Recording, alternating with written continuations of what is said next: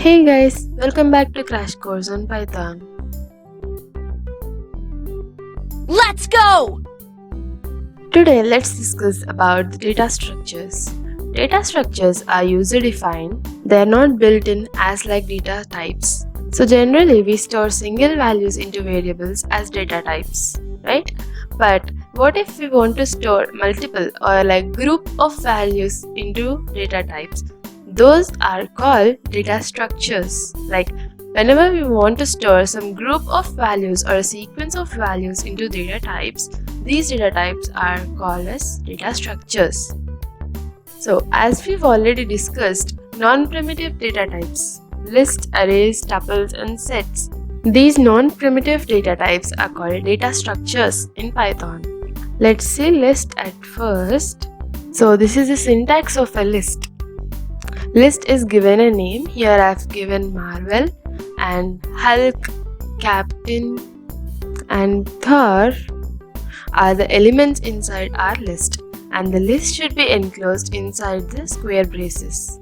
Don't forget that. Now I want to count how many times Thor has occurred in my list. So for that I can use marvel.count of Thor.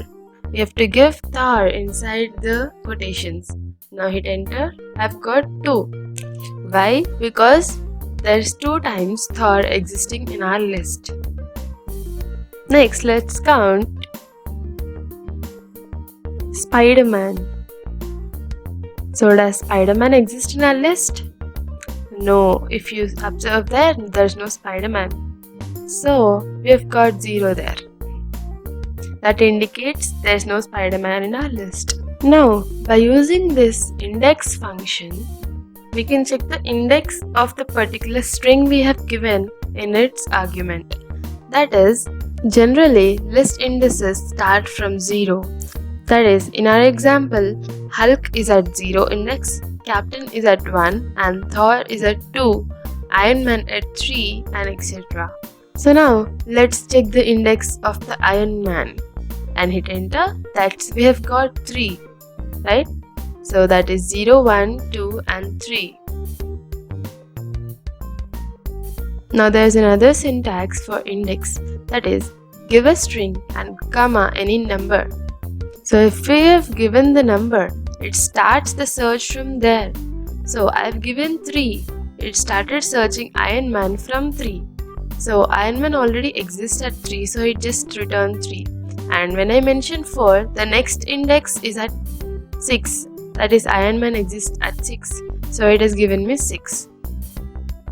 So next I want to reverse the whole list. So marvel.reverse function that does that for us. So if you see here, Thor has come first and Hulk has come last. So the list is reversed. Now I want to append something. That is, append another name to our list. So here I am taking vision and appending vision, that is adding vision to our list. Let's check it. See there, we have got vision in our list. So append function does that for us.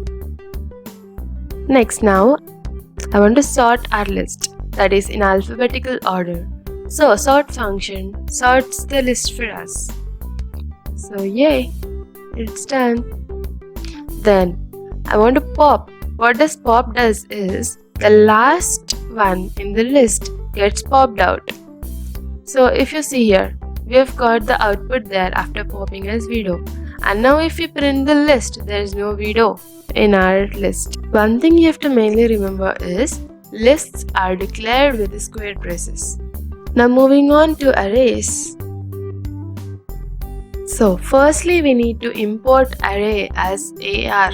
That is, array we'll use with the AR abbreviation here. So the declaration of array has a particular syntax here. That is, A equals AR dot array of I in quotation marks, comma, the list of items you want to give. So this is generally the declaration of array. And the I here, what does it refer to? What have we given there? Numbers, right? I refers to integer. So that I is a code format which we have to give for an array to tell which type of array we are declaring. So if you see this chart here, I is for signed int and D is for double and small b is for signed characters. So let's move on. So now I'm printing a of 0. So a of 0, I told you indices generally start with 0. So a of 0 gives me 2, and we can even give negative indices. That is, I've given -2 from last. I'm taking the second index. So I've got 8 here. Now I want to change the index at 0. That I'm just declaring a of 0 equals 0 and I'm printing a. If you observe, I've changed the first array element. Okay, now we have changed a single element. What if we want to change some group of elements consecutively? So for that, I'm taking a of 1 colon 4. That is, I want to change from first element to the fourth element. So I'm declaring what I want to change here as an array again. So the first index is 4, 6 and 8. So that is from 1 to 4. That refers to 4, 6 and 8. I want to change 4, 6 and 8 to 3, 5 and 7. So if I print the array now, 4, 6, 8 has been changed to 3, 5, 7. Now let's take two arrays. So the first one I'm taking is with the name as odd. So in odd, I'm declaring some numbers 1, 3, 5, and the next array I'm taking is even. In even, I'll take 2, 4 and 6. And now, can we add arrays? Yes, of course we can add arrays. So for that, we should take a new array with the same code format, and now let's add that odd and even to the numbers array. So numbers equals odd plus even and hit enter. So let's check if they have been added to numbers or not. Yes, they have been added. So now, what if you want to delete some numbers in the arrays? So that you can do by using the del keyword, that is del space numbers, that is the name of the array, and index where you want to delete the element. So I have given the index as 2 and I'm printing it, so check it. The number at index 2 is 5. So 5 has been deleted from our array. Now I want to delete the whole array. So I'll use just numbers as the name of the array and I'll try to print the numbers. Okay, so there's an error. Yeah, actually the print numbers, that's also a valid statement, but it is used in the code editors like VS Code and etc. I have to use the braces there for print statement now. Yeah, so I'm putting the braces there. And yeah, so see here, the name numbers is not defined. That is, we have deleted the array, so the array doesn't exist anymore and it is not defined. Now I'll show you a trick in Python IDE where you can actually clear the screen. So for that you need to import the OS first, then type os.system and CLS inside the quotations. Yay, your screen has been cleared and you can type clearly right now. Now I want to take a list over here, that is num list, which has some numbers inside it, and I want to check if a list can be converted into an array or not. And let's just declare an array with the name num array and give it a code of I, that is integer.